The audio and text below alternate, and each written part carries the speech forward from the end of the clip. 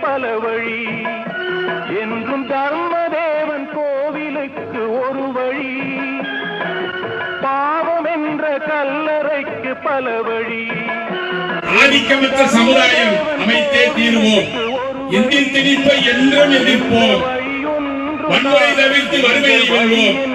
மத்தியில் ஒரு நாளும் தவறாமல் நடை போடுவோம். ஒன்றே குலம் என்று பாடுவோம். ஒருவனே தேவன் என்று போற்று